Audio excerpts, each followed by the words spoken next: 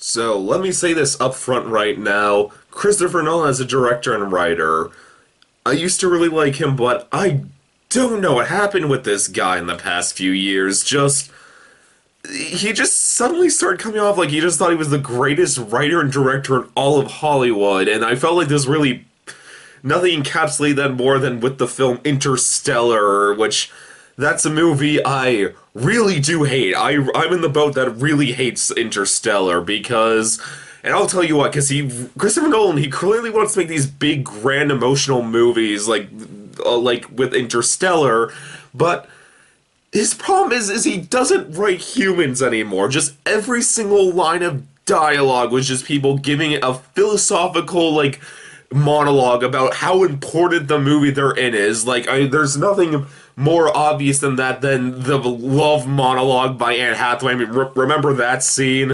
Love isn't something we invented. It's observable, powerful. It has to mean something. Love has meaning, yes. Social utility, social bonding, child rearing. We love people who have died. Where's the social utility in that? None. Maybe it means something more, something we can't yet understand. Maybe it's some evidence, some artifact of a higher dimension that we can't consciously perceive. I'm drawn across the universe to someone I haven't seen in a decade, who I know is probably dead.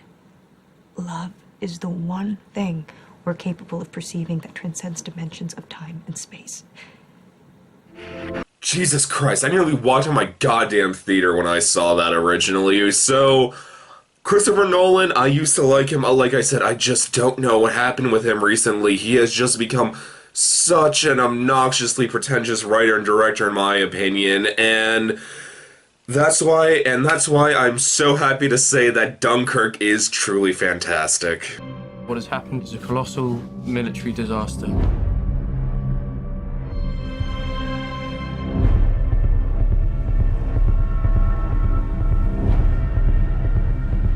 We shall go on to the end. We shall never surrender.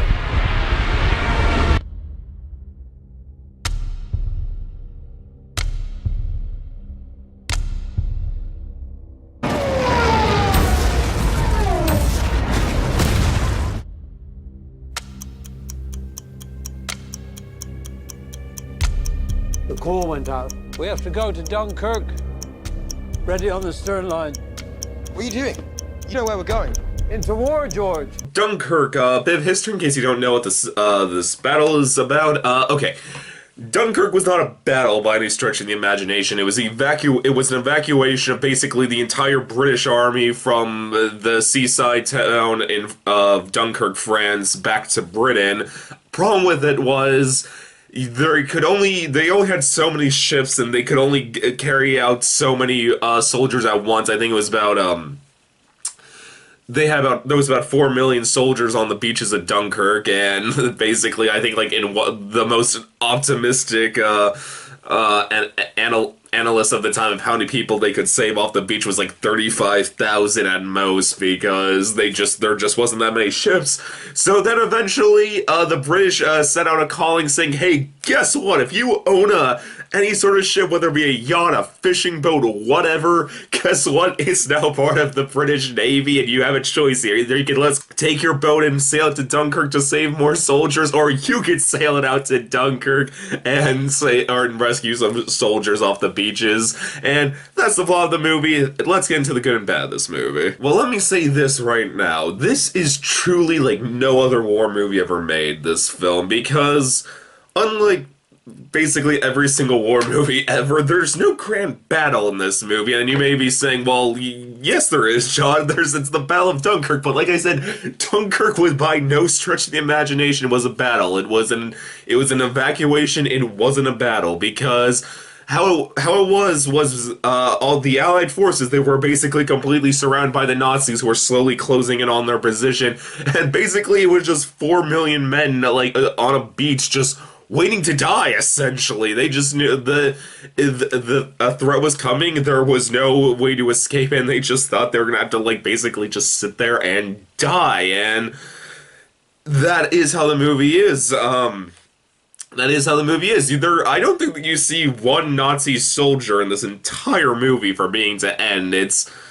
They're basically an unseen threat through the majority of this film, in which it's just like it is just a bunch of people waiting for them to show up. It's the fear that they're out there and just they know they're gonna get there eventually. They just don't know when that's gonna happen, and they're just hoping that they can somehow get on a boat and get out of Dunkirk before that happens. And because of that, I have never seen this in a war movie before. This is actually an incredibly quiet movie for me, Ted. I mean, there can't be that much, there can't be that much dialogue in this movie. It can't be more than a few pages, and most of it, like, a good majority of it is with the pilots in the Air Force in the sky who are basically just issuing, like, just, like, checks to each other, like, asking each other how much fuel they have left and whatnot. Like, but besides that, really, it's very quiet. Just a bunch of people, like, just very terrified and depressed people just sitting there waiting to die, and I give this movie credit just how quiet of a film this is. I have never seen this in a war movie before, just one that was this unbelievably quiet. And the fact that it's so quiet, it works, because it truly does sell the grimness of the situation, just because honestly, like, if you were just sitting somewhere knowing that death was coming and there was basically no hope for your survival, like, what would there be to say? They can't really, like, turn to the person next to them and say, like, hey, how's your day been going? They're just pretty much kind of trying to come to grips with the fact they're gonna die, and that's how this movie is, and it's really effective, and it really works, because let me tell you, if this was like Interstellar, in which there was a point in which one of the characters started saying, You're feeling it, aren't you? The survival instinct. That's what drove me. It's what drives all of us. And it's what's gonna save us. Because I'm gonna save all of us. For you, Cooper.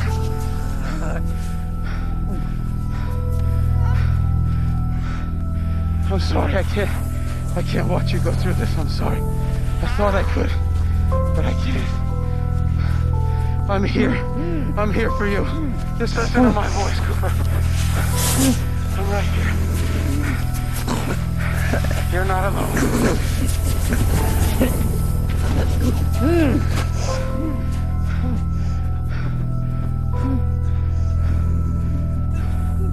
Do you see your children? It's okay. They're right there with you. Did Professor Brand tell you that poem before you left? Do you remember? Do not go gentle into that good night. Old age should burn and rave at close of day. Rage against the dying of the light.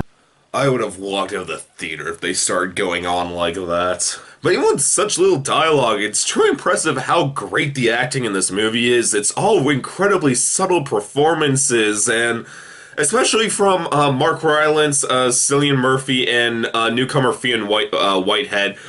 All of them, those three in particular, they just truly sell every emotion of the situation, just how just afraid most of them are, and just how they think they're basically all gonna die, and Mark Rylance is just such a beacon of hope in this movie. He plays a captain of a yacht boat, essentially, who's sailing to Dunkirk, and it's an incredible. They all give such fantastic performances with such minimal dialogue, because they truly, like I said, if they did start philosophically ranting about their feelings, it would have just ruined it. It would have ruined the goddamn movie for me. But no, it's the fact that they don't say much, because, like I said, what's there to say in this situation is what makes it all the more effective. And finally, I just have to say, this cinematography and sound design in this movie, my god, was this spectacular. Just Well, one, just all the shots they get of the ocean and just the city of Dunkirk from a distance, it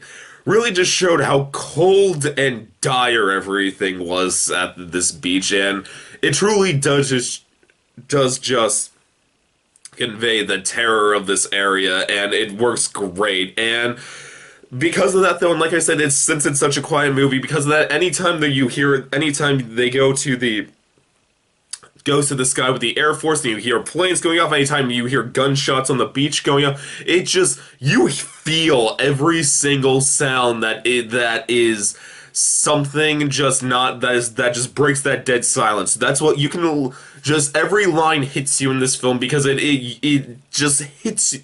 The fact that there was just no sound beforehand, so anytime something breaks that, it truly hits you that moment that something huge enough happened that it basically it was enough to break basically the silence of death in this movie. And it's fantastic. So the cinematography and sound design to this film are truly amazing. Now, if there's one negative I could give this movie, know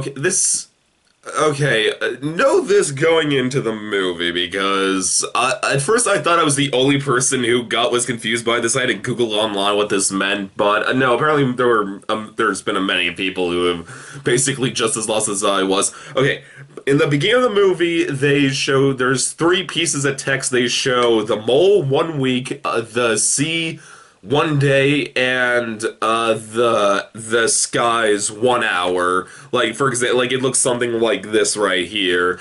And like me, I was just sitting there wondering, like, is that like how long it takes to travel between there to Britain? Like, is that what those time spans for me? No, what that means, it's the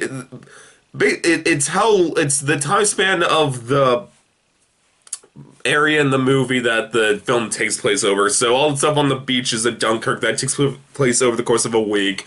All this stuff with Mark Rylance in the sea, that takes place over the course of the day. And all the stuff with Tom Hardy in the sky, that takes over the course over an hour. So just know that, but because of that, it does get chronologically confusing sometimes. There will be moments you'll just be staring at the screen like, wait, is this a scene I saw before from a different perspective? Or is this a different scene? I'm slightly confused right now, so just know that it can get slightly confusing, but I give credit to this movie for using this framing device, because it would have been kind of odd if they just like had everything in Dunkirk like be on the beach, be like the first like hour of this movie, and then like if this was told chronologically, it would have been kind of odd. So yeah, just know that walking into it, it can get a bit confusing, but like I said, I give a lot of credit to this movie for using that as a framing device. So just to summarize my thoughts on Dunkirk, positives, this is truly like no other war movie ever made. It's fantastically subtle, and it has just incredible cinematography and sound design. As far as negatives go, could get chronologically confusing from point to point, but that's fine to give Dunkirk a very solid 10 out of 10. This is truly like no other war movie ever made. It's truly fantastic. It fixes every issue I have with Christopher Nolan as a writer and director, and I just love it. So yeah, if you want to see a good war movie, not even a war movie, you just want to see like a bizarre meditation on death, essentially, like, go see this movie. It's, like I said, it's truly like no other war movie ever made. So I highly recommend it. Oh yeah, and quickly, if you like this video, but you were kind of bummed out I didn't go into the sound design that much, check out my friend's video, Hamad's from I Like to Watch Stuff, link in the description, because, yeah, he really likes to go into that stuff, and he's far more knowledgeable about it than I am, so yeah, check it out. He's a really great critic, and yeah. But, like I said, Dunkirk, truly fantastic, go see it. YouTube as always, please subscribe, and I'll see you next time. Okay, bye.